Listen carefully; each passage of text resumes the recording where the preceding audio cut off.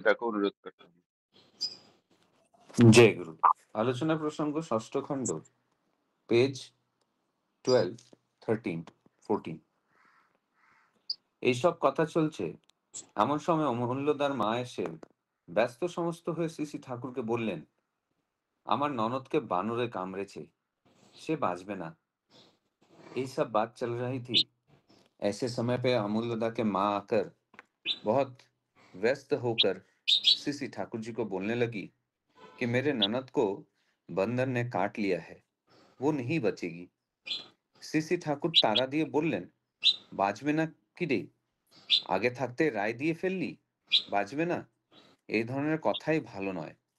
ওতে মানুষের চেষ্টার প্রবৃত্তি স্তব্ধ হয়ে যায়। যা ডাক্তারকে নিয়ে যেয়ে দেখাগা, पागल আর কি। श्री ठाकुर उनको डांटते हुए कहने लगे कि बचेगा नहीं क्या, ऐसे क्या बोल रही हो, पहले से ही तुम अपना राय दे रही हो कि बचेगी नहीं। इस किस्म के बात अच्छा नहीं है। इससे मनुष्य का चेष्टा करने की जो प्रवृत्ति है वो स्तब्ध हो जाता है। जाओ, डॉक्टर को जाकर दिखाओ, पागल। অমূল্যদার মা সিসি ঠাকুরের কথায় साहस संचय করে চলে গেলেন।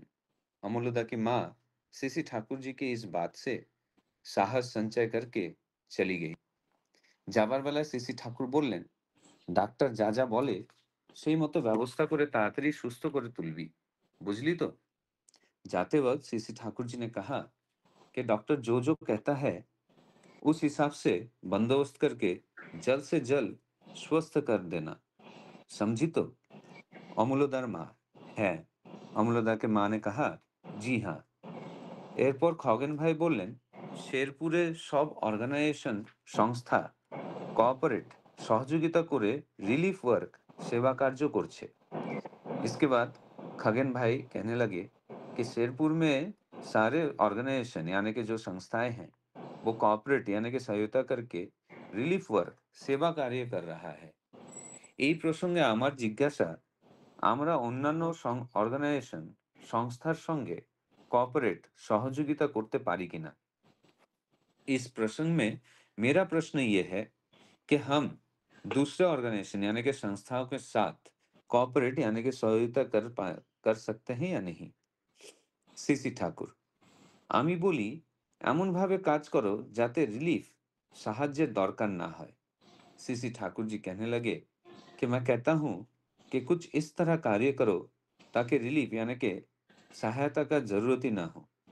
প্রত্যেকে যাতে এবল সমর্থ হয়ে ওঠে সেইভাবে নার্চার পোষণ দিতে হয়।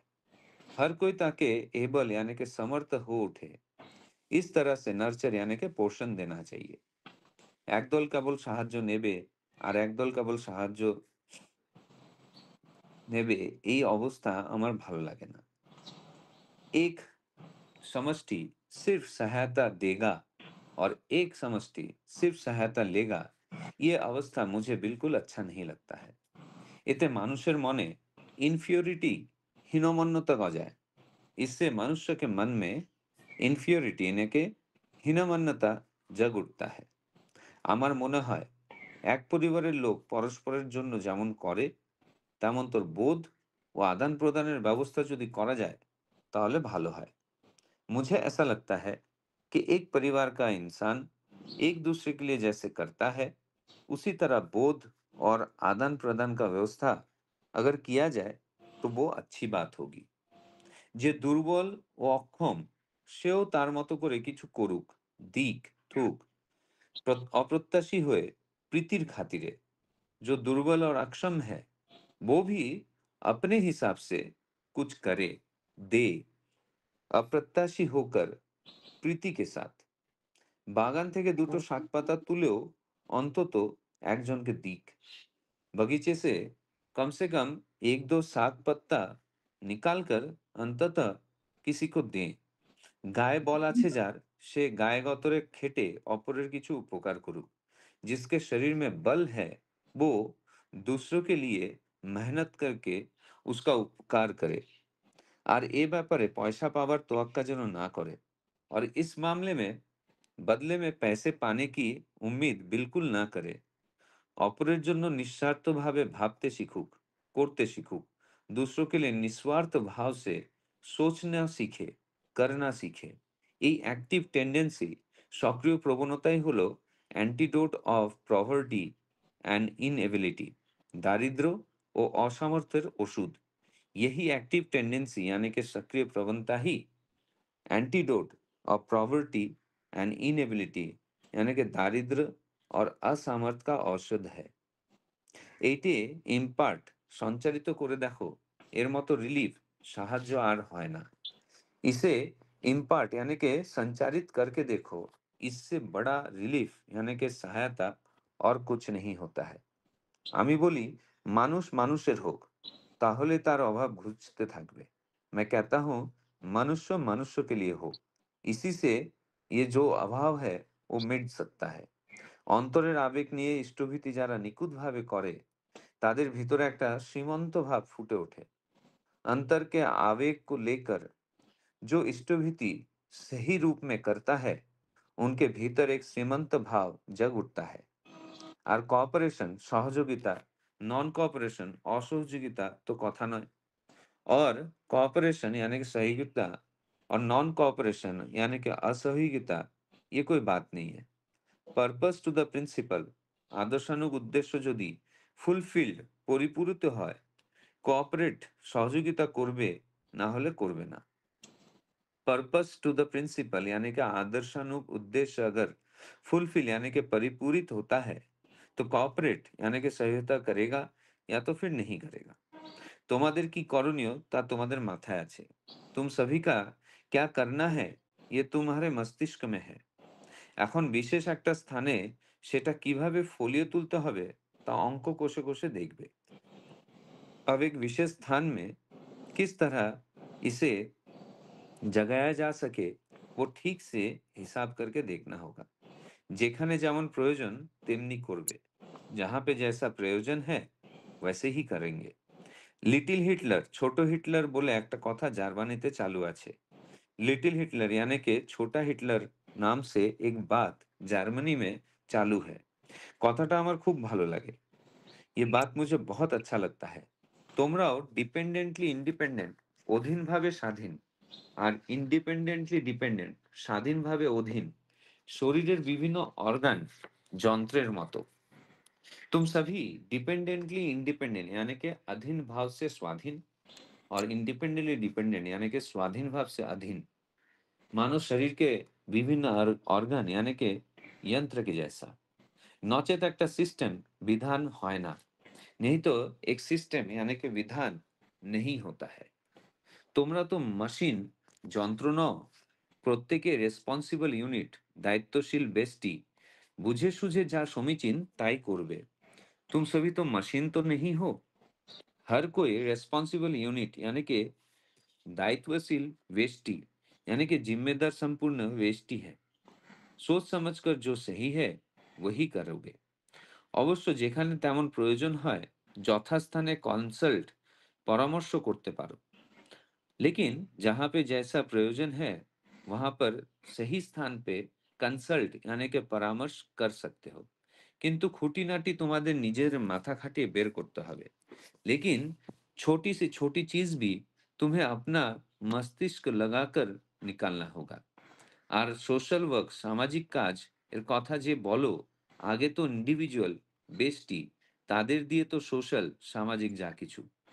और सोशल वर्क यानी कि सामाजिक कार्य का जो बात तुम कह रहे हो, पहले तो इंडिविजुअल यानी कि व्यष्टि, उन्हीं को देखकर तो सोशल यानी कि सामाजिक जो भी कुछ है।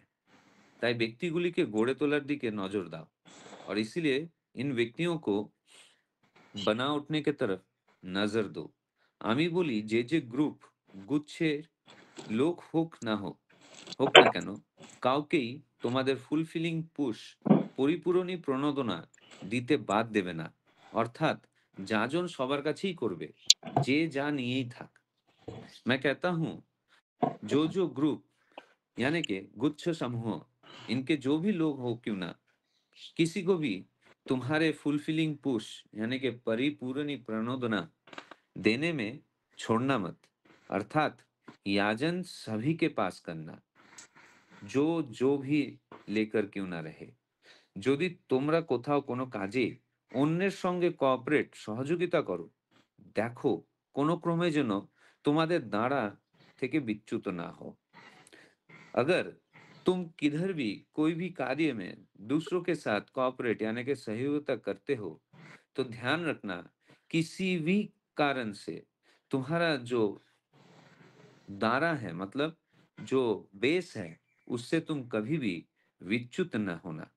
বরং তোমাদের পরিপূরণী প্রতিভা সেখানে এমনভাবে আত্মপ্রকাশ করুক যার ফলে সংশ্লিষ্ট প্রত্যেকে উদ্ভাসিত ও উদ্বেলিত হয়ে পরম কৃতজ্ঞ হৃদয়ে তোমাদের দাঁড়িয়ে নিজেদের লাভবান মনে করো। बदले में तुम सभी परिपूरणी प्रतिभा वहां पर कुछ इस तरह आत्मप्रकाश करो जिसके फलस्वरूप हर कोई उद्भासित और उद्वेलित होकर परम कृतज्ञ हृदय से तुम्हारे जो बेस है उसमें खड़े होकर खुद को लाभवान मान ले। তোমরা পারো না এমন কাজ নেই, तुम सभी नहीं कर सकते हो ऐसा कोई कार्य नहीं है। করোনি তাই মনে হয় পারো না। अब तक किए नहीं हो इसलिए तुम्हें प्रतीत होता है कि नहीं कर पाओगे। তোমরা ইচ্ছা করলে परफेक्ट पूर्ण होते पारो। तुम सभी कोशिश करने से ही परफेक्ट यानी कि पूर्ण हो सकते हो। Glorious success is waiting for you. গৌরবজনক সাফল্য তোমাদের জন্য অপেক্ষা করছে। Glorious success is waiting for you यानी कि गौरवजनक साफल्य तुम सभी के लिए इंतजार कर रहा है। যদি বিহিতভাবে করো পারবে। अगर ঠিক ঠিক रूप से करते हो तो कर पाओगे। এখন চাই শুধু যদি টুকুর নিরসন। अब अगर चाहिए तो सिर्फ টুকুর নিরসন मतलब करने की देरी है। It is not too late. এখনো সময় পার হয়ে যায়নি। It is not too late. अभी भी समय খতম नहीं हुआ है। এখনো যদি তোমরা ঠিকভাবে চলতে শুরু করো, ১ পা চললে ২৫ পা চলার ফল পাবে। কিন্তু অন্যের পক্ষে ৫০ পা চলেও ২৫ পা চলার ফল পাওয়া সুদুষ্কর। अभी भी तुम सभी अगर ठीक रूप से चलना शुरू करते हो, तो एक पैर चलने पर, एक कदम चलने पर 25 कदम चलने का फल तुम लोग पाओगे। लेकिन दूसरों के लिए 50 कदम चलने पर भी 25 कदम चलने का फल पाना बहुत ही दुष्कर है। কারণ যে পথে তোমাদের চলা সে পথ ইষ্ট, কৃষ্টি, ধর্ম, শাস্ত্র ও বিজ্ঞান অনুমোদিত চিরন্তন राजपथ। क्योंकि जिस पथ पे तुम सभी का चलना है वो पथ इष्ट, कृष्टि, धर्म, शास्त्र और विज्ञान अनुमोदित চিরন্তন राजपथ है। তাই গীতায় আছে स्वल्पमस्य धर्मस्य त्रायते महतो भयात्। इसीलिए गीता में कहा गया है स्वल्पमस्य धर्मस्य त्रायते महत भयात्। একটু থেমে অপূর্ব চোখের চাউনি নিয়ে বললেন, শেরপুরেই এমন ঢেউ তোলো যার ঠেলা সুমেরু থেকে কুমেরু পর্যন্ত টের পায়। थोड़ी देर ठहरने के बाद बहुत ही सुंदर आंखों के दृष्टि से ठाकुर जी कहने लगे कि शेरपुर में ऐसा एक तरंग लाओ, ऐसा एक उद्देल लाओ जिसके धक्के से सुमेरु से कुमेरु तक सभी को पता चल जाए। जय गुरु। জয় গুরু। শ্রদ্ধেয় সুরজদা बहुत सुंदर भाव से एवं स्पष्ट भाव से अत्यंत निपुणता का साथ आलोचना प्रसंगों का निर्वाचित अंश पाठ किए हैं। सुरजदा इतना अच्छा पाठ करते हैं, जितना प्रशंसा किया जाए वो कम होता है। और सुरजदा को मैं बहुत बहुत अंतर से बहुत बहुत धन्यवाद ज्ञापन करता हूँ। आज का जो विषय वस्तु है उसका दो पार्ट है। पहला पार्ट जो है वो ऑप्टिमिज्म मतलब आशावादी का ऊपर है। दूसरा पार्ट जो है वो कोऑपरेटिव वर्क का ऊपर है। तो मैं थोड़ा आलोचना करने का कोशिश करूंगा।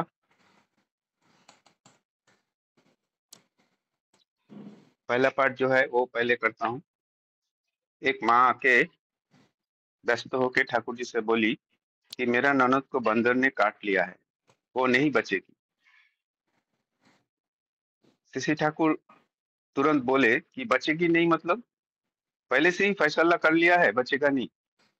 इसी प्रकार की बातें अच्छा नहीं होती। इसमें मनुष्य को प्रयास करने का प्रवृत्ति ठप हो जाती है। जाओ डॉक्टर के पास ले जाओ, और डॉक्टर को जो जो कहते हैं उसी का अनुसार व्यवस्था करके ठीक कर देना। ठाकुर जी इधर ये बोल रहा है कि नकारात्मक विचार ठीक नहीं है, हमेशा सकारात्मक विचार रखना चाहिए, आशावादी होना चाहिए।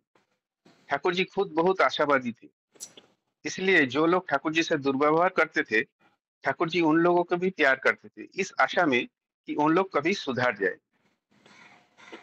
इसलिए कहा जाता है कि उम्मीदों पर दुनिया कायम है। जैसे एक छोटा सा एग्जांपल लेता हूँ। मान लीजिए मैच हो रहा है, क्रिकेट मैच हो रहा है इंडिया पाकिस्तान का या इंडिया ऑस्ट्रेलिया का। तो अगर इंडियन प्लेयर पहले सोच ले ऑस्ट्रेलिया तो बहुत स्ट्रांग है, हम लोग हार जाएंगे, तो वो जी जान लगा के खेलेगा नहीं, और जरूर वो हार जाएगा। तो पहले नहीं सोच लेना चाहिए कि मैं हार जाऊंगा, पहले ये सोचना चाहिए कि हम कोशिश करेंगे और जीतेंगे। या कोई स्टूडेंट है, वो सोच रहा है मैं तो एग्जाम में, हम तो पढ़ाई लिखाई में अच्छा नहीं है, मैं फेल हो जाऊंगा। ऐसा वो सोचेगा तो वो जरूर फेल हो जाएगा। इसलिए वो उसको सोचना है कि मैं कोशिश करूंगा, मैं जी जान लगा के पढ़ूंगा, कोशिश करूंगा और पास हो जाऊंगा। ऐसे पॉजिटिव सोचेगा तो वो जरूर पास होगा।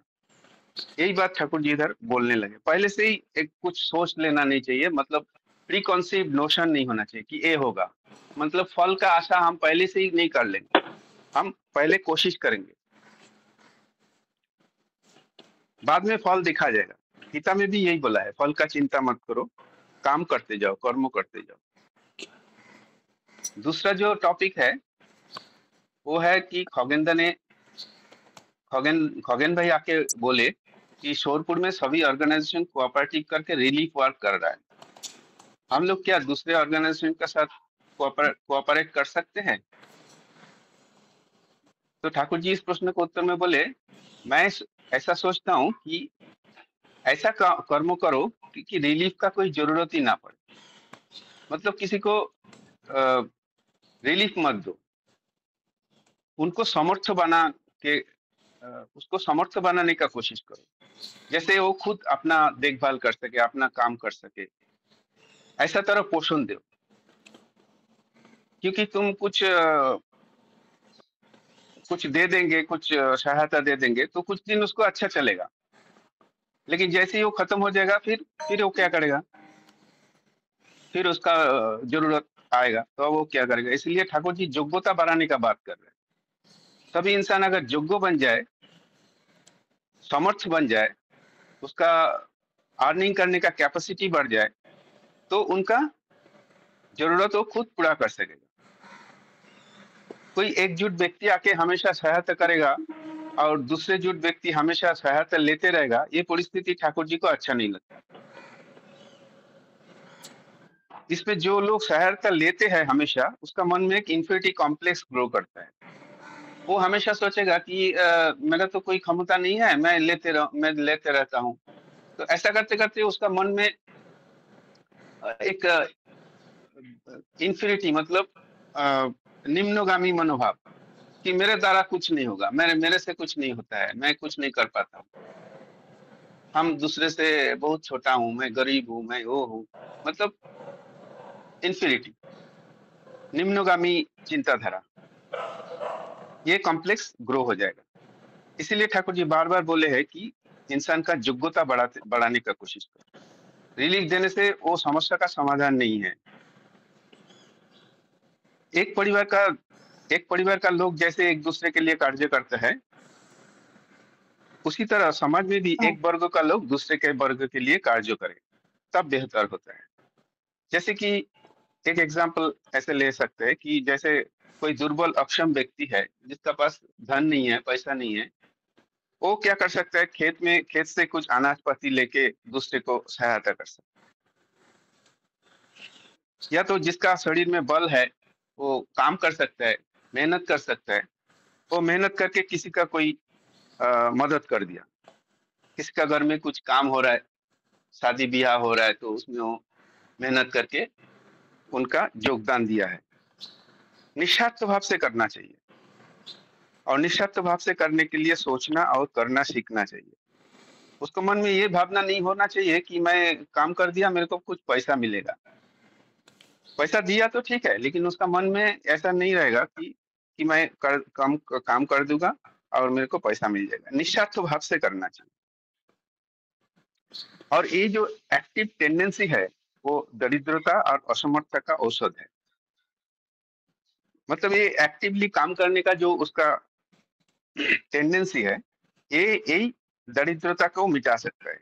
असमर्थता मतलब उसका जो इनेबिलिटी, मतलब उसको काम नहीं करने का जो क्षमता है, उसको मिटा सकता है। मतलब वो काम करने के लिए समर्थ हो जाएगा। इसलिए एक्टिव होना चाहिए, एक्टिवली काम करना चाहिए। और ठाकुर जी ये भी बोल रहे हैं कि जो लोग अंतःकरण से इष्टवृत्ति निखुत भाव से करते हैं, उनके भीतर एक दिव्य भाव प्रकट होता है। मतलब उनका चेहरा में ग्लो आ जाता है। उनको देख के ही पता चलता है कि ये बहुत सात्विक आदमी इंसान है, सात्विक इंसान है। उनका पूरा चेहरा से एक ज्योति निकलता है, एक ऑरा निकलता है। और ठाकुर जी बोल रहे हैं, जब अगर उद्देश्यों आदर्शों का अनुसरण पूर्ण होता है, तो सहायता सहयोग करो, अन्यथा मत करो। मतलब जो कार्य कर रहे हो वो आदर्शों का तरफ इंक्लाइंड होना चाहिए, आदर्श का पूर्ण करना चाहिए, तभी वो उसमें सहयोग करो। जैसे रिलीफ वर्क कर रहा है कुछ ऑर्गेनाइजेशन, तो उसमें अगर आप जाके देखो कि आपका उद्देश्य जो आदर्श है उसको पूर्ण हो रहा है, तभी वो करो। मान लो वो रिलीफ वर्क ऐसे इसलिए कर रहा है कि उनको नाम कमाना है या कुछ स्वार्थ है, मतलब वो काम करने से उसको कुछ स्वार्थ सिद्धि हो रहा है, तो उसी में नहीं करना चाहिए। ये निस्वार्थ भाव है। अगर अगर आपको पता चला कि वो निस्वार्थ भाव से कर रहा है, उसमें उसको कोई स्वार्थ नहीं है, अ, तो मतलब वो तभी आपका आदर्शों को पूर्ण हो रहा है, तो वो काम में आप योगदान करो। यही ठाकुर जी बोल रहे हैं। तो ठाकुर जी इसमें एक बात बोल रहे हैं कि तुम लोग एक तरफ से डिपेंडेंटली इंडिपेंडेंट हो और फिर इंडिपेंडेंटली डिपेंडेंट हो। ये थोड़ा समझने की बात है। इसका बात का मीनिंग क्या है? ठाकुर जी एक एग्जाम्पल देके इसको समझा है कि हमारा जैसा शरीर है, शरीर में बहुत सारे ऑर्गन्स है, लिवर है, हार्ट है, किडनी है, आंख है, नाक है, चोक है, हैंड है, पैर है, सब विभिन्न विभिन्न ऑर्गन है। ये जो ऑर्गन्स है ये सब इंडिपेंडेंटली काम कर रहे हैं। जैसे हार्ट इंडिपेंडेंटली काम कर रहा है, लिवर इंडिपेंडेंटली मतलब स्वाधीन भाव से वो काम कर रहा है। इंडिपेंडेंटली मतलब स्वाधीन भाव से, मतलब उसको वो अपने तरह से कर रहा है। मतलब उसको कोई किसी को बोलता नहीं कि मैं ये करो वो करो, वो इंडिपेंडेंटली वो काम कर रहा है। हाथ जैसे हाथ का काम कर रहा है, पैर जैसे पैर का काम कर रहा है, आँख आँख का काम कर रहा है, वो सब इंडिपेंडेंटली कर रहा है। लेकिन ये जो इंडिपेंडेंटली काम कर रहा है, इसके लिए भी वो लोग वो सब ऑर्गन एक चीज के ऊपर डिपेंडेंट है, वो है बॉडी का जो पूरा सिस्टम, जो सिस्टम का ऊपर डिपेंडेंट है। वो सिस्टम कैसे चल रहा है, वो सिस्टम चल रहा है बोल के वो लोग काम कर रहे हैं। वो सिस्टम क्या है, उस सिस्टम के लिए वो सिस्टम फिर भी किस चीज का, कुछ कुछ चीज का ऊपर डिपेंडेंट है। जैसे बॉडी को क्या चाहिए, खाद्य चाहिए, निद्रा चाहिए, विश्राम चाहिए। तो बॉडी को अगर ये सब मिले, मतलब फ्यूल, जैसे गाड़ी का फ्यूल होता है वैसा फ्यूल मिले, तो बॉडी काम करेगा, बॉडी सिस्टम काम करेगा। सिस्टम काम करेगा तो जो भी ऑर्गन है वो इंडिपेंडेंटली काम करते रहेगा। तो इसलिए वो ऑर्गन्स जो है वो इंडिपेंडेंट है होते हुए भी डिपेंडेंट है। किसका ऊपर? वो बॉडी का ऊपर, बॉडी का जो सिस्टम है उसका ऊपर। बाहर का जो खाद्य है, जो निद्रा है, जो विश्राम है, ये सब फैक्टर के ऊपर डिपेंडेंट। जैसे और एक एग्जांपल ले सकते हैं कि जैसे फ्लावर, फ्लावर ब्लूम हो रहा है, फ्लावर फूट रहा है, तो फ्लावर जो फूट रहा है वो इंडिपेंडेंटली फूटता है। लेकिन उस फ्लावर जो ब्लूम हो रहा है उसके ऊपर भी उसका कुछ फैक्टर है। जैसे उसको सनलाइट चाहिए, पानी चाहिए, नर्चर चाहिए, तभी तो ग्लो करेगा, ब्लूम करेगा, फुट फुट के उठेगा। अगर तो वो जो इंडिपेंडेंटली ब्लूम कर रहा है, लेकिन कुछ चीज के ऊपर वो डिपेंडेंट है। तो ये चीज ठाकुर जी इधर बोलना चाह रहे हैं कि तुम लोग तो इंडिपेंडेंट हो, इंडिपेंडेंटली काम कर रहे हो, लेकिन फिर भी तुम डिपेंडेंट हो किसका ऊपर? तुम्हारा आदर्श का ऊपर डिपेंडेंट हो। तुमको आदर्श का अनुसार काम करना पड़ेगा। आदर्श तुमको बांध के रखा है, तुम कुछ भी नहीं कर सकते हो, तुम्हारा जो मर्जी नहीं कर सकते हो। कर सकते हो, लेकिन आपको जो आपका जो कॉन्शियस है, आपका जो मॉरल है, वो आपको बांध के रखा है, डिपेंडेंट करके रखा है। तुम लोग कोई मशीन नहीं हो, सभी लोग को दायित्वशील व्यक्ति हो, सोच समझ कर काम करना। सोशल वर्क करने की जो बात कर रहे हो, वो पहले तो व्यक्ति आता है, व्यक्ति को लेके ही समाज आता है। इसलिए पहले व्यक्ति को तरफ नजर दो, पहले व्यक्ति को तैयार करो।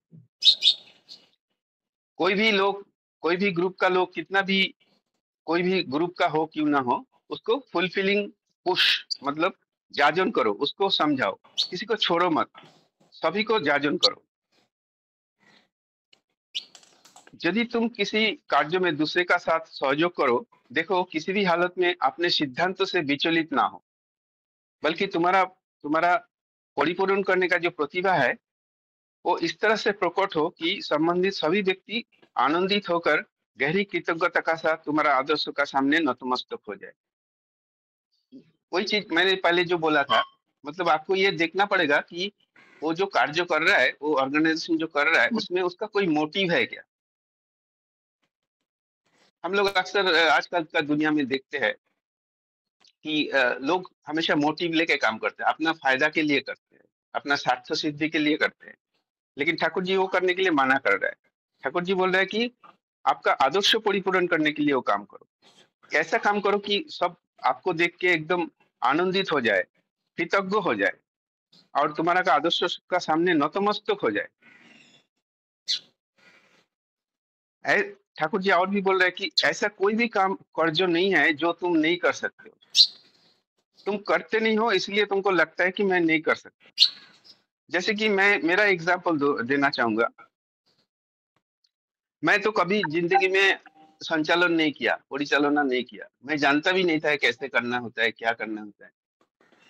तो एक दिन शशिदा मेरे को बोला कि कल से तुमको परिचालना करना है। तो मैं कुछ सोचे समझे मैं बोला ठीक है, मैं करूंगा। Without thinking a moment I said yes. तो मैं मेरे को मालूम ही नहीं था कैसे किया जाता है। खाली मैंने सुना था कुछ दिन शशिदा जब परिचालना करते थे, मैं सुनता था। सुन सुन के वही चीज हम काम में लगाया। शशिदा कैसे करते थे, मैं स्टार्ट कर दिया। तो मेरा कुछ भूल त्रुटि चूक गलती हो सकता है, होता भी है, मेरे को भी पता है। लेकिन मैं उसके लिए चिंता नहीं करता हूँ, मैं फिक्र नहीं करता उसके लिए, क्योंकि गलती होते होते ही गलती सुधारते हैं। अगर मैं गलती होगा इसलिए कुछ काम नहीं करके हाथ पर उठा के बैठ जाऊंगा, तो कभी काम नहीं कर पाऊंगा, गलती हो जाएगा। इस डर से हम काम ही नहीं कर पाएंगे। इसीलिए गलती होने दो, गलती होने से कोई प्रॉब्लम नहीं है, गलती सुधार सकता है। गलती जो जो इंसान काम करता है उसी से ही गलती होता है। ये भी हम पहले पहले चैप्टर में देखे हैं। ठाकुर जी और बोल रहे हैं कि अ, जब तुम ठीक से चलेगा तो तुम्हारा एक कदम चलने से भी 25 कदम चलने का फल मिलेगा। अगर तुम ठीक ठीक सही सही तरीके से चलो तो एक कदम चलने से 25 कदम चलने का फल मिलेगा। जबकि दूसरे के लिए 50 कदम चलने पर भी 25 कदम का फल पाना कठिन होगा। क्यों? क्योंकि तुम जिस पथ पर चल रहे हो, वो पथ इष्ट, संस्कृति, धर्म, शास्त्र और विज्ञान से अनुमोदित शाश्वत राजपथ है। मतलब तुम्हारा पथ कितना सुंदर है, इसलिए तुमको फल मिलेगा बहुत अच्छा। एक कदम चलने से 25 कदम चलने का फल मिलेगा। लेकिन जो लोग इसमें नहीं है, उसको 25 कदम चलने से भी मतलब 25 कदम चलने से भी फल नहीं मिलेगा। 50 कदम चलने भी कोई फल नहीं मिलेगा। उतना मुश्किल होगा फल मिलना, क्योंकि वो इस पथ में नहीं है, इष्ट का पथ में नहीं है, संस्कृति का पथ में नहीं है, धर्म शास्त्र विज्ञान का अनुमोदित शाश्वत राजपथ में नहीं है। तो अंत में ठाकुर जी एक सुंदर गीता का श्लोक बोले हैं, स्वल्पमस्य धर्मस्य त्रायते महतो भयात्। ये गीता का श्लोक है। इसका अर्थ ये है, यदि कोई मनुष्य इस योग मार्ग का थोड़ा सा भी पालन करे तो वो बड़े से बड़े दुखों और भवसागर का भय से रक्षा पाता है। महतो भय का क्या अर्थ है? महतो भय का अर्थ है इंसान का जो भय है, 5 किस्म का भय है। एक है सांसारिक दुख, दूसरा है असफलता और अस्थिरता का दुख, तीसरा है मृत्यु का भय, चौथा है पुनर्जन्म का भय, और फिफ्थ है पाप और अधोगति का भय। यही सब भय इंसान को चिंतित तो करके रखते हैं। तो ठाकुर जी बोले हैं कि अगर तुम थोड़ा सा इष्ट पथ में चलो, सही कर्म करो, सही भक्ति मार्ग में चलो, तो ये भय से आप मुक्त हो सकते हैं। तो इतना कह के मैं मेरा वाणी को विराम देता हूँ, और मैं श्रद्धेय विजयदा को आमंत्रण करता हूँ इस विषय का पर आलोचना करने की। श्रद्धेय श्री विजय कुमार दा। जय गुरु दादा। वंदे जय गुरु। पुरुषोत्तमं, वंदे पुरुषोत्तमं, वंदे पुरुषोत्तमं। सोमनाथ दा ने तो बहुत अच्छी तरह से आलोचना किया, हर एक डिटेल को जो है हम लोग के सामने रखे। इसमें फर्स्ट जो है कि जो अमूल्यदा की माँ जो बोलती है कि उनकी ननद को जो है बंदर ने काट लिया है और वह बचेगी नहीं, तो उसी पर ठाकुर जी बोल रहे हैं, बचने और न बचने का फैसला हम कैसे ले सकते हैं? जो चीज हमारे हाथ में ही नहीं है तो हम कुछ भी ऐसा बोल देना अच्छी बात नहीं है, है ना। हमें हमेशा जो है अच्छे के लिए प्रयास करना है। तो यहाँ पर ठाकुर जी का बोलने का मतलब ये है कि हमारा कोशिश तो करना ही चाहिए, और जो नियम है, अगर कुछ काटा है तो फर्स्ट तो है कि जो हम प्राथमिक उपचार करें, डॉक्टर के पास लें, यही हमारा कर्तव्य इतना तक है। जो भी आगे बचना बढ़ना वो तो जो उनके कर्म में लिखा है, जो ईश्वर की इच्छा है वो होगा, लेकिन अपने अपने कर्तव्य से तो विमुक्त नहीं होना है। तो ठाकुर जी का मतलब है हमें अपना कर्तव्य करना चाहिए, जल्दी जल्दी जो भी है डॉक्टर के पास ले जाना है। तो इस जो है कोई भी सब्जेक्ट में हम कुछ भी बोल देते हैं किसी को, मान लिया मेरा कोई मन कुछ भी गलत बात मुंह से किसी के लिए निकल जाता है, कनेक्शन से कभी ये तो निकालना नहीं है, क्योंकि बहुत सारे बोल देते हैं जो बच्चे कमजोर रहते हैं पढ़ने में, घर में ही आज देखेंगे तो माँ बोलती है तुम जिंदगी में कुछ मत करोगे, है ना, तुम ऐसे रहोगे। मतलब ऐसा बोलने का हमारा कोई मतलब नहीं है, क्योंकि बहुत सारा एग्जाम्पल है कि जो पढ़ने में अच्छा ही नहीं है, तो जो पढ़ने में बच्चा अच्छा है वो तो जॉब ले लेता है, जो पढ़ने में अच्छा नहीं है वो तो बहुत बड़ा बिजनेसमैन हो जाता है ना? तो किसके भाग में क्या है, किसका कर्म में क्या लिखा हुआ है वो हमारे हाथ में नहीं है, इसलिए हमको बोलने का अधिकार नहीं है किसी के लिए कुछ भी गलत सही। तो मैं इतना ही समझता हूँ यहाँ पे। दूसरी बात है कि जो हम जो है यहाँ पर जो भी हम जो है दूसरी है, इसके बाद खगेंद्र भाई बोले शेरपुर में सभी संगठन मिलकर राहत कार्य कर रहे हैं। इस संदर्भ में मेरी जिज्ञासा है कि हम भी उन संगठनों के साथ मिलकर राहत कार्य करें। यहाँ पर है कि जो मैं एक बार यहीं लोकल में गया था, और एक फोटो का फ्रेम ग्लास टूट गया था, तो मैं गया फोटो फ्रेम वाले के पास जो बनाते हैं, तो बस एक ग्लास चेंज करना था। बोलो तो हमको नहीं लगता है कि वो उसमें कितना टाइम लगेगा, लेकिन वो बोले कि नहीं आप जो है आप कल आइए, है ना। तो मैं बोला कर दो, ये बोला नहीं हमारे पास काम पेंडिंग जो है पहले का, जो जिसको मैंने वचन दिया है कि पहले से जो काम आया हुआ है तो वो पहले उसको करना पड़ेगा मुझे। तो बहुत पुरानी दुकान है वो, मैं पहले भी जाता था वहाँ पे।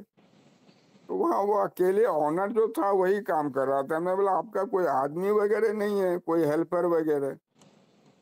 तो बोला कि ये नहीं, अभी तो हेल्पर रखना मतलब तब तो हमारा जो भी प्रॉफिट है वो खत्म हो जाएगा। मतलब हेल्पर इतना कॉस्टली हो गया है ना। तो एक तो मिलता नहीं जल्दी कोई आदमी काम करने वाला, अगर मिलता भी है तो दिन में उसको जो है 4 बार चाय पिएगा, उसमें 10-10 मिनट टाइम लेगा, फिर लंच करेगा उसमें आधा घंटा टाइम जाएगा। उसके बाद जो है कुछ तो गलत आदत है, मान ली बीड़ी पीने की आदत है, उसमें भी टाइम लेगा। तो कहने का मतलब अगर 8 घंटा ड्यूटी है उसकी, वो 4 घंटा तो ऐसे कुछ न कुछ इधर उधर में बर्बाद हो जाता है और इफेक्टिवली 4 घंटा ही काम करता है। तो क्वेश्चन है कि अभी आदमी आप देखेंगे कहीं भी, क्योंकि सरकार क्या हो रहा है, सब्सिडी दे रही है। हेल्प के मतलब क्या है, संगठन में जो हम ये जो काम कर रहे हैं, जो हम फ्री का हम जो लोगों को जो हेल्प कर रहे हैं, तो वही सरकार काम कर रही है आज के डेट में। जो अभी सब पार्टियों में जो होड़ लगी हुई है, सबसे फ्री में, जिसको फ्री भी वर्ड दिया गया है, तो फ्री में सब बांट रहे हैं सब कुछ, है ना। तो उसके कारण से जो है लेबर नहीं मिल रहा है ना, और उससे कॉस्ट मेरा बढ़ रहा है। देखिए बहुत सारे काम ऐसे हैं, जैसे हम जाते हैं ऑटो रिपेयरिंग शॉप में, वहाँ लाइन लगी रहती है, चाहे 4 व्हीलर या 2 व्हीलर लाइन लगी रहती है वहाँ पे। और उसके कारण क्या होता है, वो सप्लाई डिमांड का सिस्टम है। प्राइस जो डिस्कवरी होता है सप्लाई डिमांड पर होता है। वहाँ पर क्योंकि रिपेयर वाले कम है मार्केट में और व्हीकल ज़्यादा है, वहाँ जाइए आपको जो है 2-4 गाड़ी पहले से लाइन में लगी रहती है। वो होने के बाद ही आपको गाड़ी टच करेगा, इसके बाद जो भी प्राइस वो बोलता है देना पड़ता है। और मेरा जैसा अनुभव है कि वो बहुत प्राइस हिसाब से वो बहुत चार्ज करते हैं। तो ऐसा क्यों हो रहा है? इससे क्या है, असर पड़ रहा है क्योंकि जो काम करने वाले हैं नहीं, फ्री में बांट, काम करने वाले कम है, मेहनत करने वाले कम है। पूरा सामाजिक व्यवस्था ही, मतलब यहाँ पर देखिए सामाजिक व्यवस्था ही प्रॉब्लम में आ रही है। क्योंकि अभी अंग की बात पेंडली समाज, जो एक समाज के जितने भी मन, जितने भी तरह के काम करते हैं, वो सब एक दूसरे पर डिपेंड है वहां पे। क्योंकि अगर लेबर नहीं है तो फैक्ट्री नहीं चलेगा, और फैक्ट्री को चलाना है, लेबर का प्रॉब्लम है, तो फिर हमें हायर पेमेंट करना पड़ेगा तो लेबर मिलेगा मुझे। और जब हम लेबर को हायर पेमेंट करेंगे तो जो है फिर जो है हमारा कॉस्ट बढ़ेगा।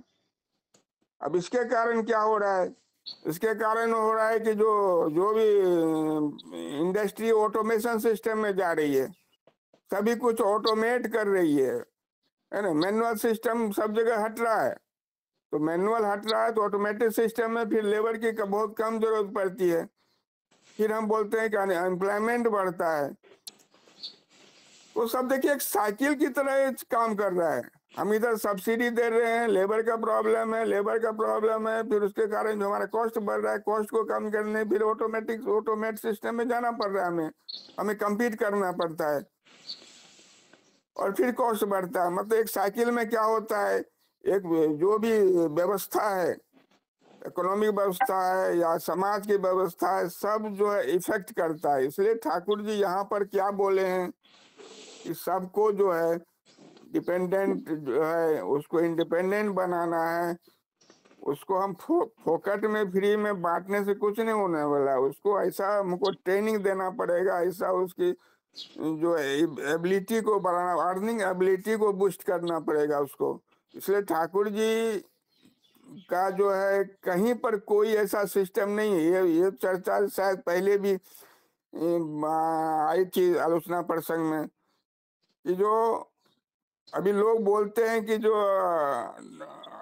आपके यहाँ ठाकुर जी आश्रम में तो कुछ नहीं है, बस एक मंदिर होता है और जो है बस जो भी है प्रार्थना होता है होता है। कोई माने कोई अरे आश्रम जो कोई ना बड़ा ना हॉस्पिटल खोला है कहीं भी, ना स्कूल है, माने ऐसा चैरिटी वाला काम आपके ठाकुर जी तो करते नहीं है।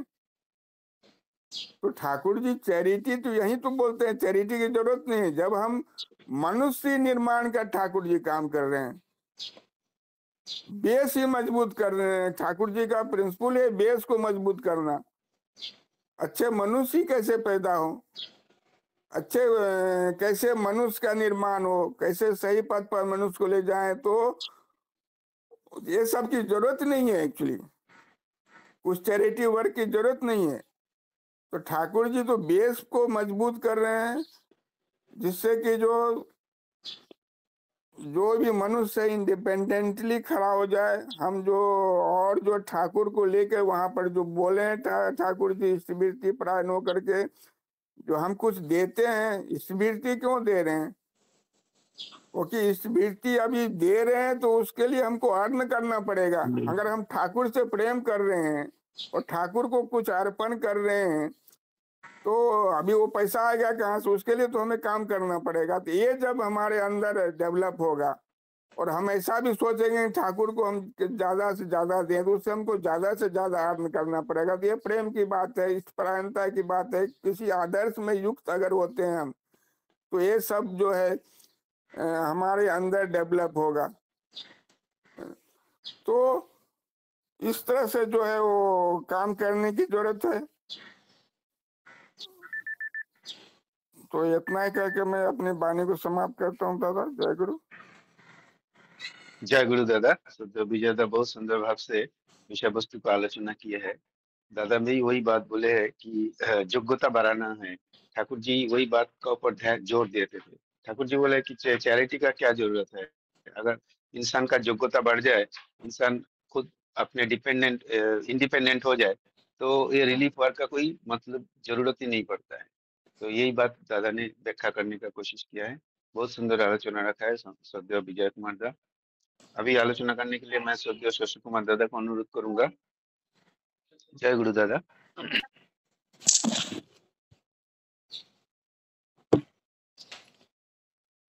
जय गुरु। वंदे पुरुषोत्तम वंदे पुरुषोत्तम वंदे पुरुषोत्तम। अभी सोमनाथ दा तो विस्तृत भाव से पूरा पॉइंट्स आलोचना रखे और विजय दा भी बहुत सारा बातें रखे। आलोचना ये विषय वस्तु में अभी पढ़ रहा था, जो मैं कल ट्रांसलेट करके भेजा था वो संपूर्ण रूप से गलत था। तो उसको एडिट में दोबारा करके पोस्ट करूंगा, डिलीट इसलिए करना पड़ा। और सेकेंड थिंग, जो आलोचना आज विषय वस्तु हो रहा है, आप देखेंगे ये एक बहुत बड़ा भ्रम है। जो मानसिक विकृति आता है, वो विकृति हटाने के लिए आज का विषय वस्तु है, इसको सेव करके रखना चाहिए, मोबाइल में हो किसी हो। जो विषय वस्तु श्री ठाकुर जी यहाँ पर रखे हैं, तो आपका पूरा इंटर जो 40-50 साल जिसको हुआ है, वो जहाँ जहाँ कॉन्फ्लिक्ट आया है वो सबका दूर आज हो जाएगा। वो ये विषय वस्तु आज पढ़ेगा तो जो मैं कहाँ पर दूँ, कहाँ पर नहीं दूँ, किसको हेल्प करूँ, किसको हेल्प नहीं करूँ, किसका सहायता करूँ, क्या नहीं करूँ, कि यहाँ पर अर्घ्य दूँ कि नहीं दूँ, ये जितना बातें हैं, ये सारे बातें का आज श्री ठाकुर जी आंसर ये एक ही पैराग्राफ में दिए। तो मैं शुरू से थोड़ा सा आलोचना तो हुआ है, सबको तो समझ में आ गया, क्योंकि सूरजदा जो पढ़ रहे थे सुंदर भाव से पढ़ रहे थे, बट इसको धारण करना बहुत इम्पोर्टेंट होता है। जी आलोचना हुआ, बट मेरा जीवन में ये क्या काम में आएगा कि अभी इसका महत्व क्या है, इसको समझना बहुत इम्पोर्टेंट है।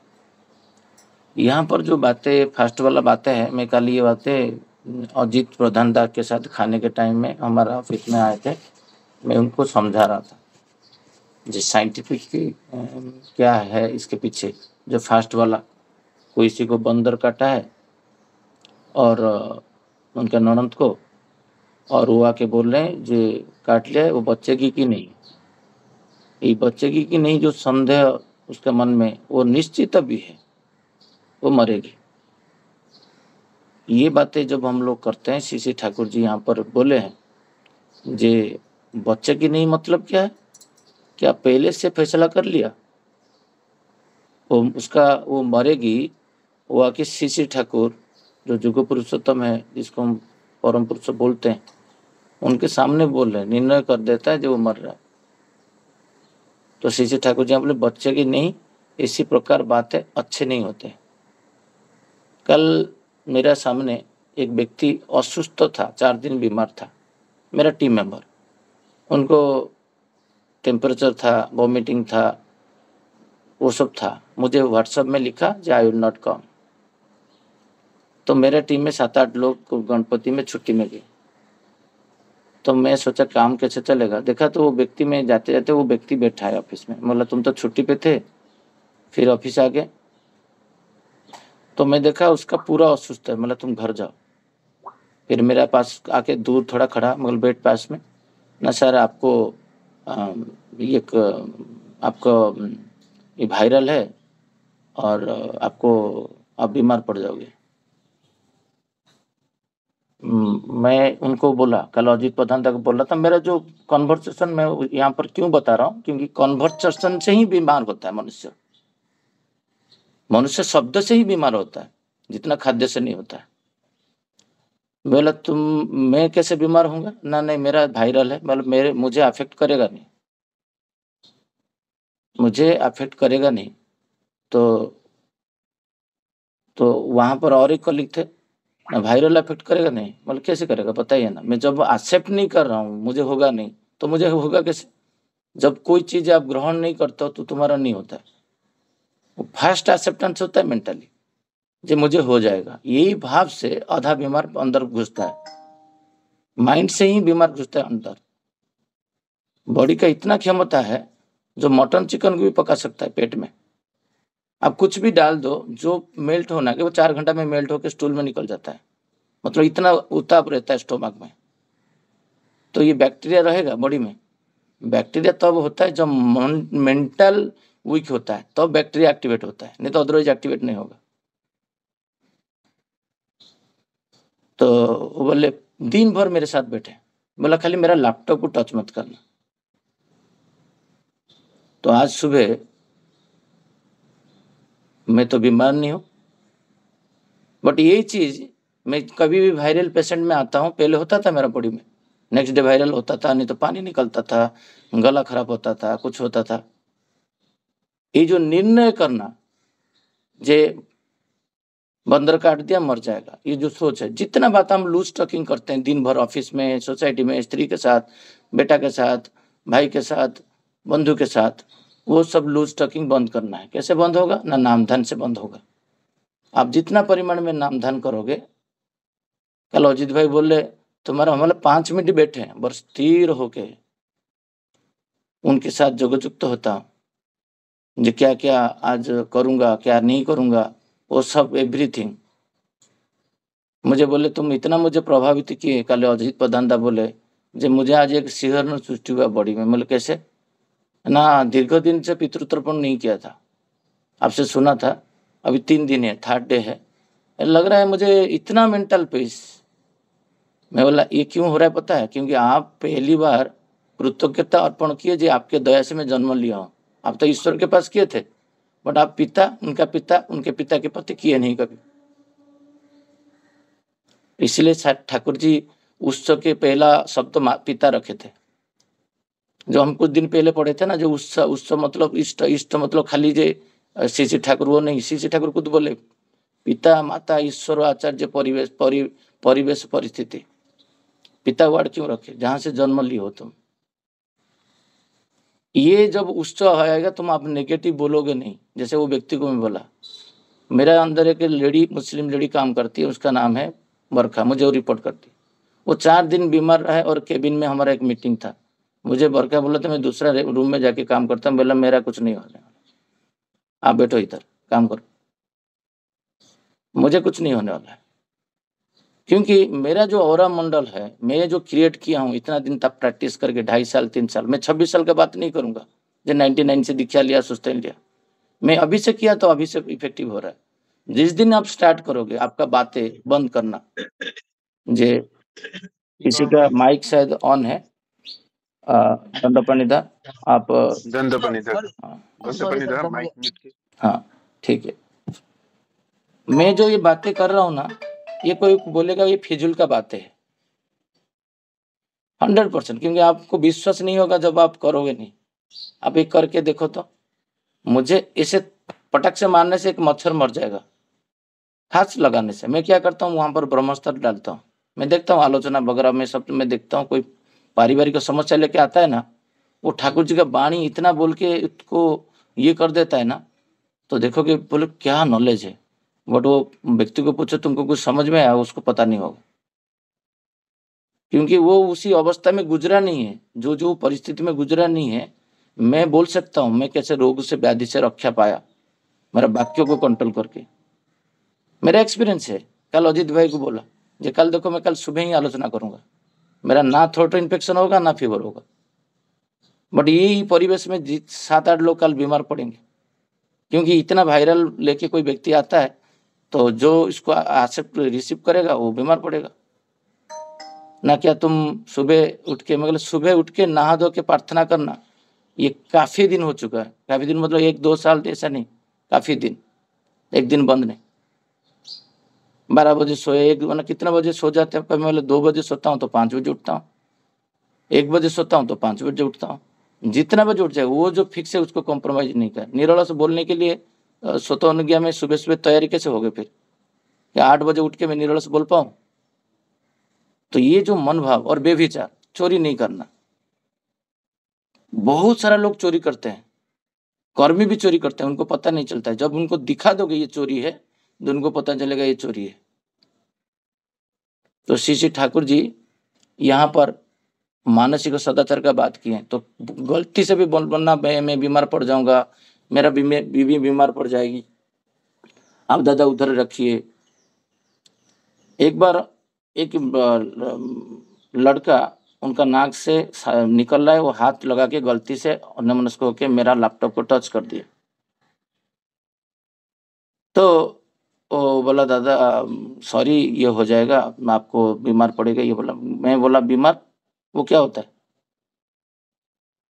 यही भाव जो आप शब्द उच्चारण कर दोगे ना तो आपके अंदर वो इम्यूनिटी सिस्टम हो जाता है। जैसे तुम्हारा वो साइला भाई को देख के वो जो ओडिया में सर्दी से जो निकलता है नाक से पानी टाइप का, उसको जैसे घृणा भाव आ जाएगा तो ये घृणा भाव से विद्वेष से तुम्हारा बॉडी में इम्यूनिटी डाउन होकर फिर इसको एक्सेप्ट करके बीमार पड़ जाते हो। ना कोई इसको पानी लिया ऐसे साफ करके ये कर दिया, बस कोई घृणा भाव नहीं, नॉर्मल पानी जैसा है, बॉडी का एक पार्ट है। नेक्स्ट डे का बीमार थोड़ी पड़ा मैं। जिस दिन वो घृणा आ जाएगा, जिस दिन विद्वेष आएगा, उसी दिन 100% थ्रोट चोक होगा, नेक्स्ट डे, उससे कोई संदेह नहीं। तो हमको मानसिक सदाचार बातें करना। कल मैं शहादा से बातें कर रहा था, जहां पर किसी का क्रिटिसाइज करना पड़ा तो पहले बोला डिस्क्लेमर, दादा पर निंदा पर चर्चा मैं नहीं कर रहा हूँ, इसके लिए बोल रहा हूँ। वो हंस रहे थे एक साइड में बैठ के। मुझे इतना कॉन्शियसली बोलना पड़ेगा, जब मैं इसके बारे में बोल रहा हूँ वो उपस्थित इधर नहीं है, बट पर निंदा ये नहीं है, ये क्रिटिसिज्म भी नहीं है, मैं बातें कर रहा हूँ एक निराकरण के लिए। इतना सदाचार परायण जब होगे तो बीमार नहीं पड़। जिस दिन तुम परनिंदा परिचर्या करना शुरू कर दोगे, क्रिटिसाइज करना शुरू कर, तो तुम्हारा अंदर वो भाव सृष्टि हो जाएगा। श्री ठाकुर जी को जो पूछा जा रहा है, जो हम एक सत्संगी ऑर्गेनाइजर और हम लोग दूसरा ऑर्गेनाइजेशन के साथ मिलके ये टॉपिक हो सकता है सोमनाथ दा, और एक बार मैं कल आलोचना करूंगा 10 मिनट, क्योंकि ये बहुत बड़ा व्यापक सब्जेक्ट है। इसके ऊपर आलोचना उदाहरण के साथ बोलना पड़ेगा, नहीं तो समझ में नहीं आएगा। बहुत लोग को बाउंस हो जाएगा ये सब्जेक्ट जो है। सब्जेक्ट जो मैं एग्जाम्पल दूंगा आपको समझ में आएगा ठाकुर जी का भावधारा कितना महान है। एग्जाम्पल नहीं देने से, और एग्जाम्पल मेरा व्यक्तिगत जीवन से दूंगा, और ये एग्जाम्पल कोई बाहिक जीवन का होगा तो किसी को समझ में नहीं आएगा। जब ये दूसरा संगठन को हम लोग सहयोग कर सकते हैं क्या, ठाकुर जी को पूछा जा रहा है। और ये मेरा सबसे बड़ा वीकनेस है। ये कॉन्फ्लिक्ट मेरा कब से चालू हो चुका है, जी ये करना चाहिए कि ये नहीं करना चाहिए। मुझे व्यतिवस्त बहुत करता है, बट ठाकुर जी का बात आज सुन के अभी उसके ऊपर मैं काम कर चुका हूँ ऑलरेडी, क्योंकि व्यक्ति निर्माण के ऊपर बहुत ज़्यादा जोर देना है। श्री ठाकुर जी बोले, मैं कहता हूँ ऐसा कार्य करो किसी को रिलीफ व सहायता व राहत जरूरत नहीं पड़े। तो कैसे करने से उसको जरूरत नहीं पड़ेगा ना, वो व्यक्ति का चरित्र ठाकुर जी को बोलते हैं कैरेक्टर चेंज करना है, उसको एक्टिव करना है, उसको पिता माता के प्रति श्रद्धा भजन करना है, उसको इष्ट के प्रति श्रद्धा भजन करना है, उसको कर्मठ बनाना है। आप कुछ सहायता कर सकते हो 5,000 रुपया, बट उसको 5,000 रुपया वो उसी टाइम के लिए खत्म हो गया, इसके बाद क्या करेगा। तो इसीलिए हर व्यक्ति के पीछे लगना है। जो अजितदा का साथ मिलता हूँ तो क्या क्या करने से अजितदा का डेवलपमेंट होगा, क्या क्या करने से उसका जीविका क्षेत्र में डेवलपमेंट होगा, क्या क्या करने से उनका हस्बैंड वाइफ का कंपैटिबल व्यवहार रहेगा, क्या क्या करने से उनका मातृप्रेम जागेगा, उसके ऊपर काम करना पड़ेगा। इंडिविजुअल के ऊपर, सामूहिक के ऊपर काम करोगे तो कहीं ना कहीं आप थक जाओगे। इसीलिए हर दिन सुबह शाम रात कुछ ना कुछ प्रॉब्लम होता है, समस्या। कल प्रज्ञा बोले थे ऑर्गेनाइजेशन इतना समस्या आता है, आपके पास क्यों आता है? क्या यहाँ पर कर्मी नहीं है, ऋतिक नहीं है, सब नहीं है, तुम्हारे पास क्यों सब लोग कॉल करते हैं? कैपेबिलिटी जहाँ पर देखेंगे, योग्यता जहाँ पर देखेंगे, जो ये व्यक्ति निस्वार्थ भाव से करेगा कि राय देगा, देन वो आएंगे। वो व्यक्ति उसको मारा है, वो सोचा है मुझे वो सपोर्ट करेगा, बट मैं सपोर्ट इसको नहीं कर रहा हूँ, मैं इसको बोल रहा हूँ तेरे को क्यों ऐसे किया। तो यहाँ पर श्री ठाकुर जी बोलते हैं हर व्यक्ति कैसे एबल व सक्षम होगा उसी टाइप का नर्चर देना है। नर्चर वही व्यक्ति दे पाएगा, पोषण वही व्यक्ति दे पाएगा। कल जैसे अजीत भाई बोल रहे थे, क्या तुम थालकुड़ी बंद नहीं हुआ है कभी? मैं खाली स्माइल किया, वो समझ गए, क्योंकि इसके ऊपर इतना मैं क्यों जोर देता हूँ। मुझे जहां बेनिफिट मिला है ईश्वर को लेके, कल मैं बेटा को बोल रहा था, जे तुम प्रार्थना करते हो इवनिंग में, प्रार्थना करने के बाद मुझे फोन करके बोलना जे मैं प्रणाम कर रहा हूँ, मैं वहां पर आशीर्वाद दूंगा फोन पे, जे आदर्शवान भव, इष्टवान भव और मातृभक्त भव। मैं डेली 3 बार बोलता हूँ। वो कल मुझे फोन नहीं किया, तो मैं आज सुबह बोल रहा था तुम मुझे कल फोन नहीं किए। मैं तो दूसरा परिवार का बेटा को तैयारी करने के लिए जा रहा हूँ, विजय दा के पास जा रहा हूँ, सोमनाथ दा के पास जा रहा हूँ, सूरज दा के पास जा रहा हूँ, मनीष दा को तैयारी करने के लिए सोच रहा हूँ। खुद का बेटा वो तुमको प्रणाम कर रहा है कि प्रार्थना कर रहा है, इसका प्रमाण क्या है? वही योग्यता दक्षता ठाकुर जी बोलते हैं हर व्यक्ति को आप तैयार करना है। कल शाहदा मुझे बोल रहे थे रात को, जे आप 9:30 बिफोर 10 में देखा हूँ काफी साल से पहुंच जाते हो बादलापुर मंदिर जिस दिन सत्संग होता है, सिंगल नहीं परिवार के साथ। आपका वाइफ जाके वहां पर वेजिटेबल काटते हैं, आप उधर उधर घूमते हो, ये करते हो, मैं देखता हूँ। बट क्या बादलापुर का लोग 9:30 बजे पहुंचते हैं बादलापुर मंदिर में जिस दिन सत्संग होता है? तो जो नहीं पहुंच पा रहा है, कल जैसे बोले, मैं सोचा जो पहुंच नहीं पा रहे उनके लिए मैं क्या कर रहा हूँ, दैट इज पोषण। तो अभी देखा किन 4-5 लोगों को मैं कांटेक्ट करके मैं देखा वो लोग एक्टिविटी मंदिर में करते हैं, मैं बोला फोटो भेजो। वो ग्रुप में एक प्रेयर और इष्ट हमारा काम के लिए जो भी है भंडारा के लिए सब कुछ एक ग्रुप बना हुआ है, वो ग्रुप में डालते हैं। पोषण देना एवरीडे, वो पोषण तब दे पाओगे आप जो प्रैक्टिकल मानोगे। नहीं तो आजकल एजुकेटेड दुनिया में मेट्रो सिटी जो आपको प्रभावित कर पाओगे, दूसरे को प्रभावित करना मुश्किल है। जैसे वो व्यक्ति प्रभावित हो गया, जो मुझे बीमार हुआ है और ये व्यक्ति बोल जाए मुझे बीमार नहीं होगा, वो जो कॉन्फिडेंट आएगा जब तुम प्रत्येक उनके साथ युक्त होकर बातें करो, प्रैक्टिकल बातें। इम्प्रैक्टिकल बातें से मैं बहुत दूर रहता हूँ, बहुत दूर रहना पड़ेगा, उससे कुछ फायदा नहीं होने वाला है। श्री ठाकुर जी बातें बोल रहे हैं यहाँ पर, जो दुर्बल है, अक्षम है, वो उनका अपना अनुसार कुछ दे।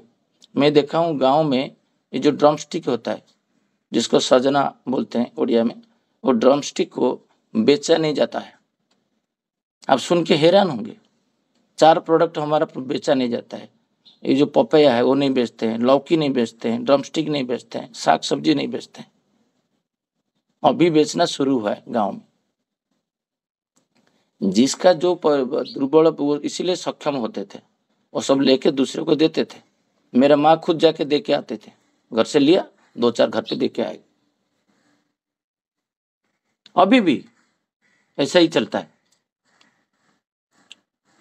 उससे जो देने का क्षमता नष्ट नहीं होगा। वो सहायता कभी सोचेगा नहीं मुझे कोई सहायक करे, वो तो खुद सहायक। जब तुम दुर्बल हो जाओगे, सहायता तुमको चाहिए, रिलीफ चाहिए।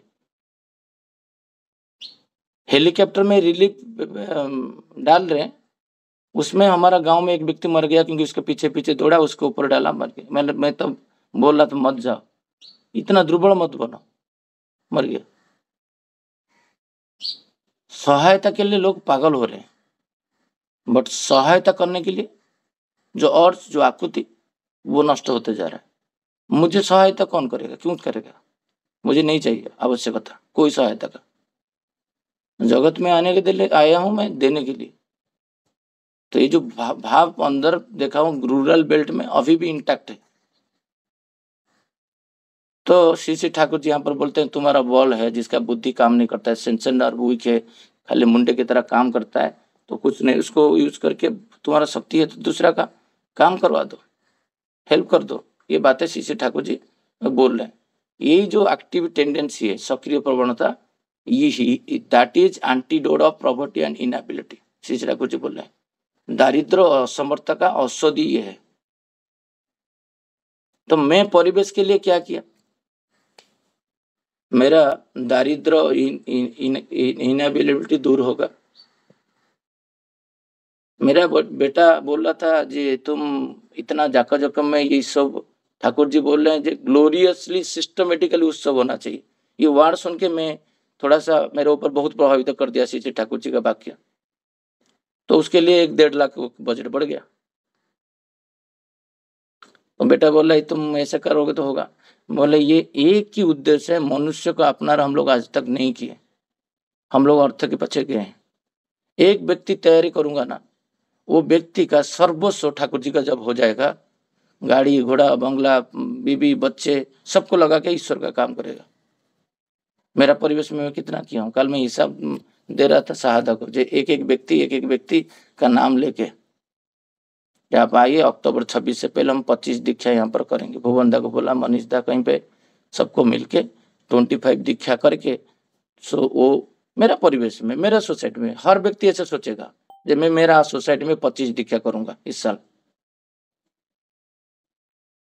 ये सोच से मैं देखा, ऐसे भी तो 2-3 लोग दीक्षा लिए थे, मुझे मिल गए, बोले दादा मैं तो आपका डीपी देखा, तो मैं हर दिन इसलिए ठाकुर जी का फोटो भी रखता हूँ। कहीं पे भी जाता हूँ, अभी कहीं पे भी जाता हूँ, जजन इष्टबुद्धि सदाचार सोचते, इनको छोड़ के बातें नहीं करता हूँ, बट वाणी थोड़ी बोलता हूँ। कहाँ पर घुमा फिरा के वहीं पे आदर्श तुम्हारे पिता माता के पास आ जाता हूँ। ये श्री ठाकुर यहाँ पर बोल रहे हैं, एक अमोघ वाणी बोले हैं, जे कोऑपरेशन जो सहयोग बोल रहे हो और नॉन कोऑपरेशन जो होता है, ये ओनली 2 शब्द है। वही भी कोऑपरेशन है, वही भी नॉन कोऑपरेशन है। जिसको तुम कोऑपरेशन कर रहे हो उसका जीवन सत्ता हानि हो रहा है, इसका मतलब तुम नॉन कोऑपरेशन में कर रहे हो, उसको तुम उसको नष्ट कर रहे हो। तुम जिसको सहयोग बोल रहे हो, ठाकुर जी बोल रहे हैं, उसको नॉन कोऑपरेशन।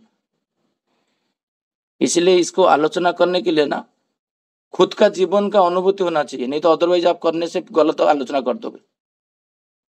किसका जीवन में मैं सहयोग किया हूं? जिसका खेती हुआ है। आप 10 उदाहरण देते हो, जिसको तुम सहयोग करके इसका खेती किए हो ना, उसका उदाहरण होना चाहिए। और जिसको नॉन कोऑपरेशन करके उसको सहयोग किए, उसका उदाहरण भी होना चाहिए। जब मैं इसको नॉन कोऑपरेशन ऐसे किया था जिसके वजह से जीवन वर्धन बढ़ रहा है। मुझे कोई दादा बोला है, दादा मेरा घर पे आके थोड़ा ले लीजिए ना। मैं बोला नहीं, आपको 2 किलोमीटर आना पड़ेगा, ये मेन रोड में मैं जाता हूँ, इसी के यहाँ पर आना पड़ेगा, नहीं तो तुम किसी दिन इनएबिलिटी में चले जाओगे। तुम उतना 2 किलोमीटर नहीं चल पा रहे हो, मैं 10 किलोमीटर दूर आ रहे हो, धीरे धीरे नॉन कोऑपरेशन तुम्हारा, तुम उनको इनएबिलिटी कर दे रहे हो। तुम सोच रहे हो मैं गुरु भाई को हेल्प कर रहा हूँ, कुछ नहीं कर रहे हो। तो वो व्यक्ति देखा, आज वो व्यक्ति ओला करके जा रहा है, वो व्यक्ति खर्चा करके जा रहा है, वो व्यक्ति सक्षम हो चुका है, क्योंकि उनको चलना 2 पाद आपको सिखाना पड़ेगा। श्री ठाकुर जी यहाँ पर बोल ये जो बात है पर्पस टू प्रिंसिपल, आदर्शों के उद्देश्य यहाँ पर फुलफिल हो रहा है कि नहीं, देन तुम सहयोग को, ये वर्ड बोले जे आदर्शों का उद्देश्य मतलब आइडियल का जो उद्देश्य है वो फुलफिल हो रहा है क्या वो कर्म में, देन तुम कोऑपरेट करो, अन्यथा मत करो। हर जगह में कोऑपरेशन करेगा जरूरत नहीं है, ये तुमको डिसाइड करना पड़ेगा। वो डिसाइड तब कर पाओगे जो तुम डेली 30 मिनट्स नाम दान करोगे और 3 साल कंटिन्यूस बिना प्रार्थना वगैरह के चलोगे, 3 साल थलकुड़ी पत्ता खाओगे, 3 साल शवासन करोगे, देन तुम्हारा अंदर डिसाइड क्षमता आएगा। एक दिन में नहीं आएगा, इसलिए मैं 3 इयर्स का उदाहरण दे रहा हूँ। मुझे भी अभी भी मैं जैसे बोल दिया मेरा कोई भी काम सकाम नहीं है निष्काम, ये बोध आया आफ्टर 3 इयर्स। सब कुछ एवरीथिंग, फिजूल के बातें मैं नहीं कर रहा हूँ, फिजूल का काम नहीं कर रहा हूँ। मेरा एक त्रुटि तुरंत पकड़ना चाहिए मुझे, मैं इसके प्रति ईर्ष्या आया, इसके प्रति विद्वेष आया, इसके प्रति घृणा आया, ये साला के प्रति घृणा आया, मुंह से कैंसर पेशेंट एक काट के निकल के पानी निकल के बोलते जा रहा है, पूरा स्मेल दुर्गंध आ रहा है, उसको गले पे लेके ट्रेन में। उस दिन मैं सोचा ये नाम का पावर क्या होता है, तो वो व्यक्ति को मैं दूर दूर में आलिंगन नहीं कर पाता,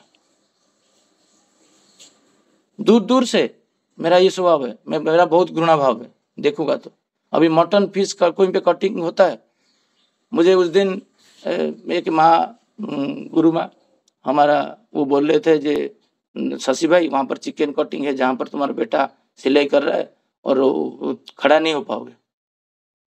ना हाथ में नाक में गया कुछ नहीं, पूरा नॉर्मल, वो दुर्गंध जितना भी आ जाए आने दो। वहां पर गटर था, इधर चिकन कटिंग था। कोई जिस दिन तुम्हारा अंदर घृणा भाव सृष्टि हुआ किसी पदार्थ के प्रति, जानोगे उस दिन तुम बीमार पड़ोगे। वही चिकन सेंटर के में खड़ा होके मैं खड़ा था, कोई टेंशन नहीं, वही मुझे स्मेल जितना नॉर्मल है वो आता है। श्री ठाकुर जी यहाँ पर बोलते हैं कोऑपरेशन नॉन कोऑपरेशन तुम डिसाइड करोगे, मेरा उद्देश्य वहां पर फुलफिल हो रहा है क्या।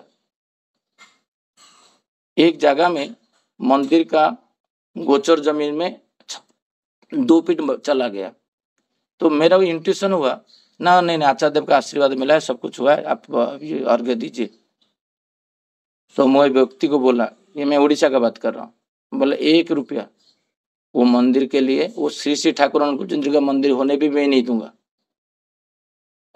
क्योंकि बेभिचार और आचार्य देव का निर्देश जहां पर तुम गवर्नमेंट कभी भी, मेरा आचार्य देव को मैं जानता हूँ, तुम्हारा आचार्य देव अलग है, मेरा आचार्य देव अलग है, क्योंकि मेरा आचार्य देव को मुझे पता है वो कभी भी गोचर जमीन जो होता है गवर्नमेंट का वो लैंड में परमिशन नहीं देंगे। तुम इधर इतना किए हो, इसका मतलब कोई ना कहीं तुम वायोलेशन कर रहे हो।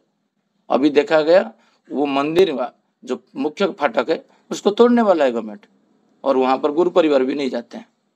क्या इतना छोटा उम्र में मैं निर्णय कर लिया, उसमें 2-3 ऋतिक मुझे कन्विंस कर लिया, ये सब कुछ कर लिया, बट मैं नहीं किया।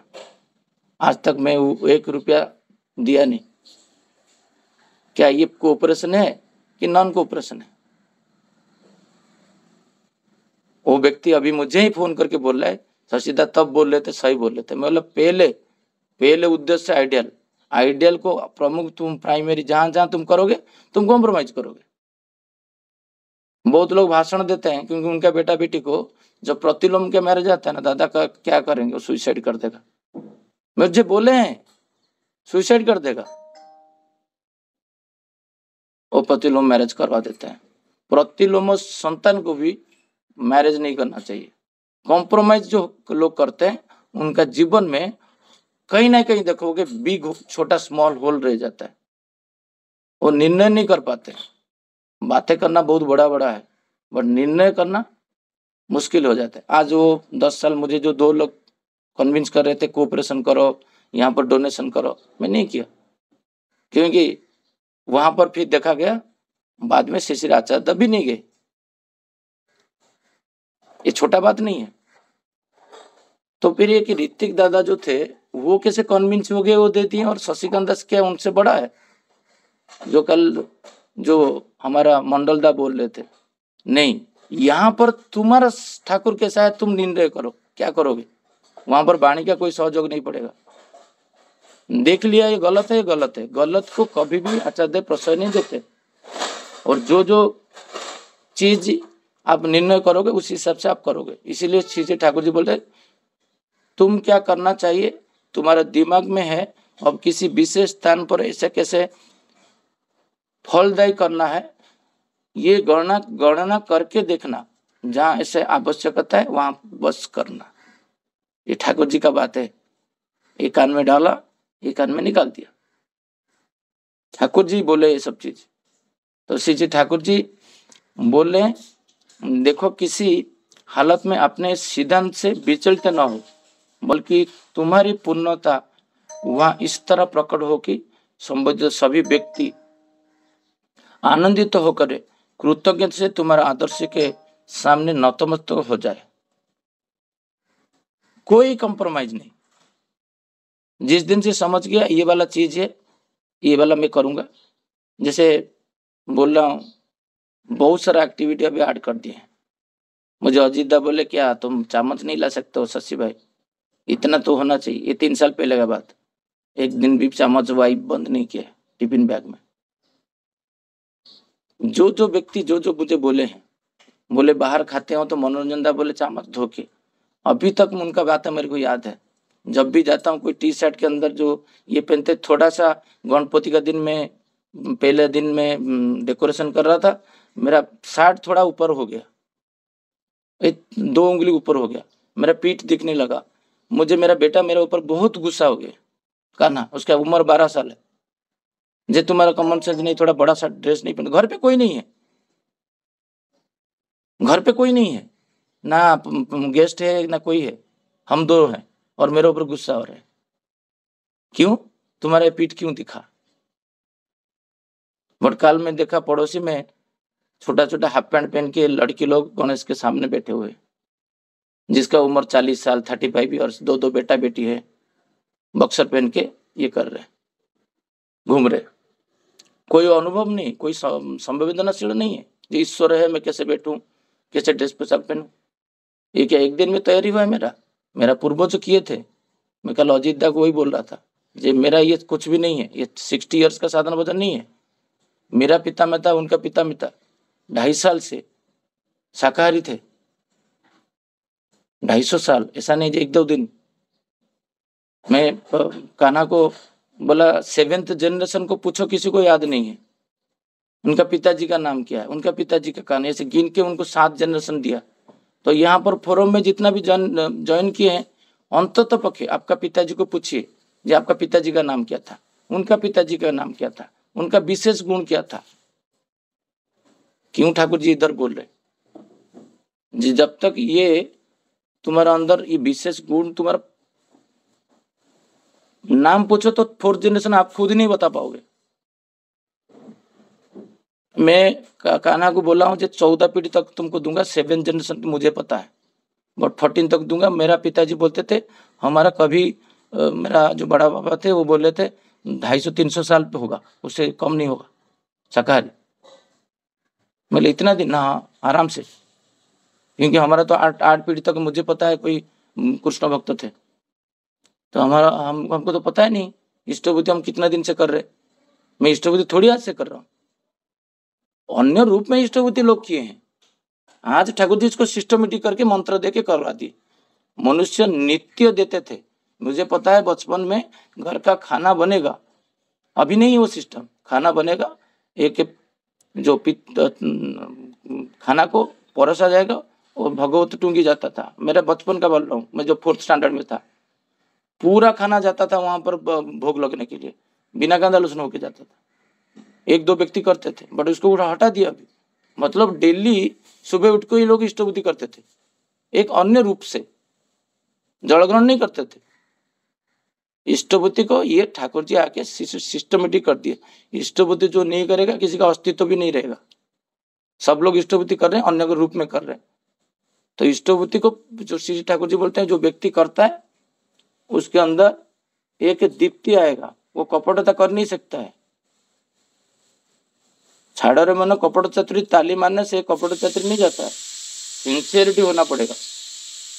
मैं 1 रुपया इष्टबुद्धि करता था, साइकिल चलाता था, मैं स्कूटी चलाए वही 1 रुपया, मैं मोटरसाइकिल चलाए वही 1 रुपया, मैं कार चलाए वही 1 रुपया, मैं चौल में रहता था वही 1 रुपया, मैं 1 BHK में रहा रेंटेड में वही 1 रुपया, मैं 2 BHK रेंट में रहे वही 1 रुपया, मैं 1 BHK खरीदा फिर अपग्रेड किया 2 BHK फिर भी 1 रुपया। क्या ये नहीं है? ये सिंसियरिटी। इस चीज ठाकुर जी बोलते हैं कपट इष्टबुद्धि ठीक से करेगा उसका कपटता दूर होगा। तो कपटता हम कितना परिमाण में कर रहे हैं? श्री ठाकुर जी बोले जो glorious success is waiting for you. इष्टबुद्धि करोगे तुम्हारा जीवन जो है वो ग्लोरियस बन जाएगा। हमारा जीवन में इतना बातें हम सुनते हैं, बट हम कभी बोले हैं जे दादा आप तो बीमार हो, मुझे बीमार नहीं होगा? बोल के देखो, बोल के देखो। खाली खाली जैसे मैं अजित भाई को उदाहरण दे रहा था, जब बैठो इधर पूरा दिन भर मेरे साथ बैठो, तब आएगा जब, क्योंकि तुम डेली अरे 2 थालकुड़ी पत्ता डेली खा रहे हो, उसका जो एसेंस जो रस है वो 60 डिजीज क्योर करता है। श्री ठाकुर जी बोलते हैं कर्मी लोग तो नहीं खाते हैं, सेकंड वॉल्यूम में है, और वो ब्लेड कहाँ से खाएगा? मैं जब थालकुड़ी पत्ता बोलता हूँ, कुछ लोग व्यंग्यात में कि मैं सुना हूँ, मेरा पीछे मेरा खबर मेरा पास आया, ये खाली बकबक करता है, थालकुड़ी पत्ता बोलता है। और ठाकुर जी सर पिट रहे थे, जो थालकुड़ी पत्ता लोग नहीं खा रहे, प्यारीदा मैं क्या करूं? ठाकुर जी रोते थे, और हम लोग नहीं खाते ना। हम लोग यहाँ बोलते हैं हम लोग इष्ट प्राण, हम इष्ट का प्राण है, बट एक बात है हम नहीं रख पाए, एक थालकुड़ी पत्ता खा नहीं रहे, एक शवासन 5 मिनट का भी नहीं, 3 मिनट का नहीं कर पाए, हम एक पितृतर्पण नहीं कर पाए, हम रात का ब्रश भी नहीं कर पाए, हम लोग खाने से पहले पैर नहीं धो पाए, हम रात को 5 बजे उठ नहीं पाए, हम एक दिन प्रार्थना छोड़े नहीं। ये इतना काम कर लेंगे। दीक्षा का जो पाठ ठाकुर जी बोल रहे हैं ना, उसके अंदर इतना शक्ति आ जाएगा, उसको रोग व्याधि भी टच नहीं करेगा। इनएबिलिटी तो छोड़ो, मैं कहना को बोला हमारा परिवेश हम जो चाहेंगे कर पाएंगे, मंगलजनक का कोई भी कर्म, उसमें कोई हमको प्रॉब्लम नहीं होता है। अब आज का डेट में 3 लाख खर्चा हुए, 5 लाख खर्चा हुए, मुझे कोई टेंशन नहीं होता है। हम लोग रथ यात्रा भी किए, 16-17 लाख खर्चा हुआ, कोई टेंशन नहीं होता था, एक दिन भी कोई टेंशन नहीं होता था, 9 दिन खाना खाने से भी कोई टेंशन नहीं रहता था, क्योंकि हमारा अंदर एक प्रत्यय है, कन्विक्शन है, जो स्टोर को हम लोग प्रैक्टिकली लेके चले। कितना लोग का मंगल में किया हो ना, उसका एक प्रमाण होता है। जो तुम काम करोगे 100 लोग तुम्हारा साथ आना चाहिए, नहीं आ रहे तो इसलिए तुम परिवेश में कुछ कर नहीं पा रहे हो। आप एक परिवेश में, आपका परिवेश में एक यज्ञ करिए, एक परिवेश में एक सत्संग करिए, एक शोभा यात्रा करिए, आपका सोसाइटी में, एक सोसाइटी में, आपका सोसाइटी में आप 20 दीक्षा करिए, 1-2 साल करके देखिए तो क्या हो रहा है, प्लावन सृष्टि हो जाएगा। ठाकुर जी बोलते हैं वो जो गांव था ना, वो गांव का नाम मैं भूल गया, शेरपुर, वहां पर ऐसे करो प्रतिध्वनि तो हो जाएगा विश्व में। यहीं पे मैं सृष्टि करूंगा प्रतिध्वनि, तो बहुत जगह में प्रभावित तो होता है, हो रहा है, प्रैक्टिकली हो रहा है, ऐसा नहीं जो बोलने से होगा। आपको लोग लोड़ेंगे, बोलेंगे जो आओ हमारा घर पे असुविधा है, उसको दूर करो। तो इतना बोल के मेरा वाणी को यहाँ पर विराम देता हूँ। जय गुरु सबको। जय गुरु। बहुत सुंदर भाव से शशिदा ने विषय वस्तु का आलोचना किया है विस्तारित रूप से। आलोचना प्रसंगों को यही समाप्त करते हैं।